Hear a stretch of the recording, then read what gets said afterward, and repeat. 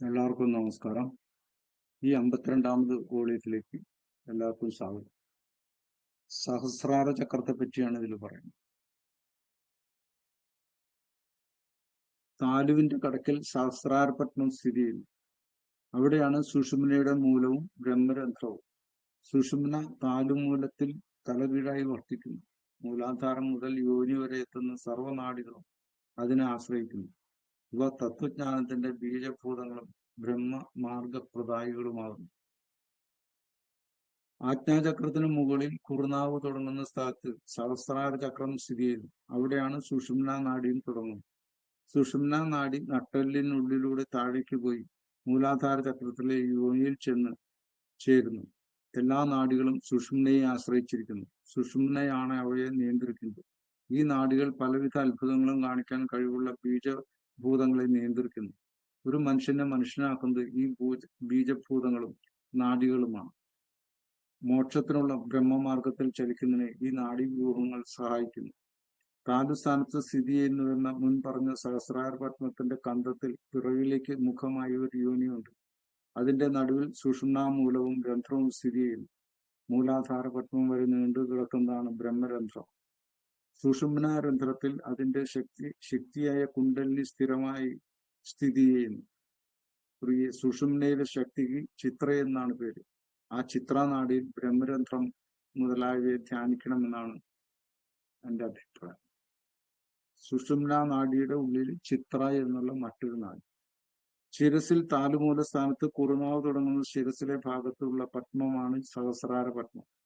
1000 ഇതളുകളുള്ള താമരയുടെ രൂപമാണിത്. ഇതിലെ കന്ധത്തിൽ താഴേക്ക് നോക്കിക്കൊണ്ട് ഒരു യോനിയുണ്ട്. യോനി എന്നത് ശക്തിയുടെ ഒരു സ്ഥാനമാകുന്നു. ഈ യോനി സ്ഥാനത്താണ് സുഷുമ്നാ നാഡി ആരംഭിക്കുന്നത്. സുഷുമ്നാ നാഡിയിലേക്കുള്ള ദ്വാരവും ഇവിടെ നിന്ന് തന്നെ തുടങ്ങുന്നു. ഈ ദ്വാരത്തിന് ബ്രഹ്മരന്ധ്രം എന്ന് പറയും. നാഡി കുഴല് പോലെയാണ്. ആ കുഴലിന്റെ ഇതിനെയാണ് ബ്രഹ്മരന്ധ്രം എന്ന് പറയുന്നത്. ഇത് മുകളിൽ താലുമൂലത്തിൽ നിന്നും താഴെ മൂലാധാര ചക്രം വരെ എത്തുന്നു. ഈ സുഷുമ്നാ നാഡിയുടെ ഉള്ളിൽ കൂടി ചലിക്കുന്നതാണ് കുണ്ടലിനി ശക്തി. ഇതുകൂടാതെ ഇതിനുള്ളിൽ മറ്റൊരു ശക്തി കൂടി സ്ഥിരമായി ചലിക്കുന്നുണ്ട്. അതിന് ചിത്ര എന്നു പേരാണ്. ഇതൊരു നാഡിയാണ്. ഈ വിധ ശക്തികളുടെ ചലനത്തിന് മാർഗമുണ്ടാക്കുന്നതിനാലാണ് സുഷുമ്നയ്ക്ക് ബ്രഹ്മരന്ധ്രത്തെ കൽപ്പിക്കുന്നത്. കുണ്ടലിനി ശക്തി ഉണർന്ന് സഹസ്രാരത്തിൽ വരുമ്പോൾ 1000 ഇതളുകളുള്ള താമര വിരിയുന്നത് പോലുള്ള അനുഭവം സാധാരണ തലയിലാകെ അനുഭവപ്പെടുന്നു. സഹസ്രാര പത്മത്തിൽ വെറുതെ ഓർമ്മിക്കുന്നത് കൊണ്ട് മാത്രം തന്നെ ബ്രഹ്മജ്ഞാനിയായിത്തീരും. പാപങ്ങളും ക്ഷയിക്കുന്നു. ഈ പുരുഷന് മനുഷ്യനായി പുനർജന്മം ഉണ്ടാവുകയില്ല. ദേവനായി ജനിച്ചേക്കാം. തള്ളവിരൽ വായ്ക്കുള്ളിൽ പ്രവേശിപ്പിച്ച് താലുമൂലത്തിൽ നിവേശിപ്പിച്ചാൽ ദേഹത്തിൽ ചലിക്കുന്ന വായുക്കളെല്ലാം നിൽക്കുന്നു. ഈ വായുക്കളാണ് മനുഷ്യന്റെ എല്ലാ വിഷമങ്ങൾക്കും കാരണം. അതിനാൽ യോഗി ഈ പ്രാണങ്ങളുടെ ചലനത്തെ നിയന്ത്രിക്കേണ്ടതാണ്. എല്ലാ നാഡികളും 8 ചുറ്റുകളിൽ കുടുങ്ങിക്കിടക്കുകയാണ്. കുണ്ടലിനിയുടെ ശക്തിക്ക് മാത്രമേ ഈ ചുറ്റുകളെല്ലാം ആത്മീയ ചക്രങ്ങളെയെല്ലാം കടന്ന് ബ്രഹ്മരന്ധ്രത്തിലൂടെ സഹസ്രാരത്തിൽ പോയി യോഗിക്ക് മോക്ഷം നൽകാൻ കഴിയൂ. എല്ലാ നാഡികളും പ്രാണൻ നിറഞ്ഞിരുന്നാൽ കുണ്ടലിനി എല്ലാ ബന്ധനങ്ങളെയും വിടുവിച്ച് തന്റെ മുഖം ബ്രഹ്മരന്ധ്രത്തിലൂടെ കയറ്റി മുകളിൽ പോയി സഹസ്രാര പത്മത്തിലൂടെ പുറത്തേക്ക് പരക്കുന്നു. മൂലാധാര പത്മത്തിൽ സ്ഥിതി ചെയ്യുന്ന യോനിയുടെ ഇടതു വലത് കോണുകളിൽ ഇടയുടെയും പിങ്ങളുടെയും നടുവിലുള്ള യോനിയുടെ നടുവിൽ സുഷുമ്ന കടന്നു പോകുന്നു. ചന്ദ്ര സൂര്യവർണ്ണനം. പ്രാണൻ സുഷുമ്നയിലൂടെ ധാരാളമായി തുടർച്ചയായി ഒഴുകുന്നു. മൂലാധാര ചക്രത്തിന്റെ വലതുവശത്ത് ഇടനാഡിയും ഇടതുവശത്ത് പിങ്ങളാ നാഡിയും ഉത്ഭവിച്ച് നടുവിലൂടെ സുഷുമ്നയിലൂടെ വലത്തോട്ടും ഇടത്തോട്ടും ചുറ്റി അതിനെ മധ്യമത്തിലാക്കി സഹസ്രാര പത്മത്തിലേക്ക് പോകുന്നു. ബ്രഹ്മരന്ധ്ര ജ്ഞാനഫലം. മൂലാധാര ചക്രത്തിലുള്ള സുഷുമ്നാ നാഡിയുടെ ദ്വാരത്തെ ബ്രഹ്മരന്ധ്രം എന്ന് പറയും. ഇതിനെപ്പറ്റി അറിയുന്ന ബുദ്ധിമാൻ കർമ്മബന്ധങ്ങളിൽ നിന്ന് മുക്തനായിത്തീരുന്നു. ബ്രഹ്മരന്ധ്രമുഖമാണ് 3 നാഡികളും ഒത്തുനേരുന്നത്. ഈ സ്ഥാനത്ത് ധ്യാനിക്കുന്നതുകൊണ്ട് യോഗി സർവ്വ ദുഃഖങ്ങളിൽ നിന്നും മുക്തനായിത്തീരുന്നു. ത്രിവേണി സംഗമം. പ്രയാഗം. ഗംഗയുടെയും യമുനയുടെയും മധ്യത്തിൽ സരസ്വതി ഒഴുകുന്നു. ഇവയുടെ സംഗമസ്ഥാനത്ത് കുളിക്കുന്നതുകൊണ്ട് സർവരും ഭാഗ്യവാന്മാരായി പരഗതി പ്രാപിക്കുന്നു. ഗംഗയാണ്. പിംഗള സൂര്യപുത്രിയായ യമുനയാണ്. ഇവയ്ക്കിടയിലുള്ള സുഷുമ്നയാണ് സരസ്വതി. ഇവയുടെ സംഗമസ്ഥാനത്ത് ആജ്ഞയിൽ ധ്യാനിക്കുക. ഇടയുടെയും പിംഗലയുടെയും സംഗമസ്ഥാനത്ത് വാരണാസി മനസ്സാ കുളിക്കുന്നവർക്ക് ധ്യാനിക്കുന്നവർക്കും എല്ലാ പാപങ്ങളിൽ നിന്നും മോക്ഷമുണ്ടാകും. അവർ സനാതന ബ്രഹ്മത്തിൽ ലയിക്കുന്നു. സർവ്വ പാപങ്ങളിൽ നിന്നും മോചനം നേടി സനാതനമായ ബ്രഹ്മത്വം പ്രാപിക്കാം. ത്രിവേണി സംഗമത്തിൽ പിതൃകർമ്മങ്ങൾ വഴിയാമണ്ണം ആചരിക്കുകയാണ്. പിതൃകർമ്മങ്ങൾക്കെല്ലാം മോക്ഷം നൽകി സ്വയം പരമഗതി പ്രാപിക്കുന്നു. നിത്യവും നിത്യ നൈമിത്തിക കാമ്യ കർമ്മങ്ങൾ അനുഷ്ഠിക്കുന്നയാൾ മനസ്സുകൊണ്ട് ചിന്തിച്ചാൽ തന്നെ അക്ഷയ പുണ്യഫലങ്ങൾ നേടും. ത്രിവേണിയിൽ നിത്യസ്നാനം ചെയ്യുന്നയാൾക്ക് സ്വർഗത്തിൽ സൗഖ്യം ലഭിക്കും. ആ യോഗി പാപങ്ങളെ ദഹിപ്പിച്ച് സ്വയം ശുദ്ധനായിത്തീരും. ഈ സംഗമ സ്ഥലത്ത് പൂർവികർക്ക് വേണ്ടി പിതൃകർമ്മം ചെയ്യുന്ന യോഗി അവർക്ക് മോക്ഷം കൊടുക്കുന്നു.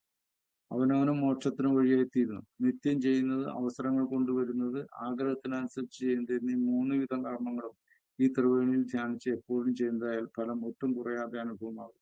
ഒരിക്കൽ ഇവിടെ കുളിക്കുന്നവന് സ്വർഗസുഖം അനുഭവിക്കുന്നു. യോഗിയുടെ പാപങ്ങളെല്ലാം അശേഷം പോലും ബാക്കിയില്ലാതെ കത്തിച്ചാമ്പലായിത്തീരുന്നു. ശുദ്ധബുദ്ധിയായിത്തീരുന്നു.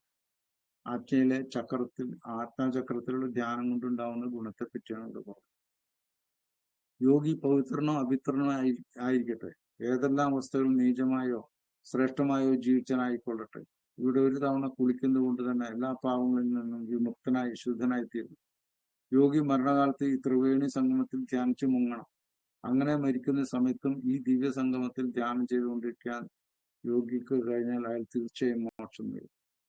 3 ലോകങ്ങളും ഇതിൽ കൂടുതൽ രഹസ്യമായി യാതൊന്നുമില്ല. ഇത് വളരെ രഹസ്യമായി വെക്കേണ്ടതാണ്. ഒരിക്കലും ആരോടും പറഞ്ഞു കൊടുക്കരുത്. ബ്രഹ്മരന്ധ്രത്തിൽ മനസ്സ് അല്പനേരമെങ്കിലും സ്ഥിരപ്പെടുത്തുന്ന യോഗി എല്ലാ പാപങ്ങളിൽ നിന്നും വിമുക്തനായിത്തീരുന്നു. അയാൾ പരമപദം പോകുന്നു.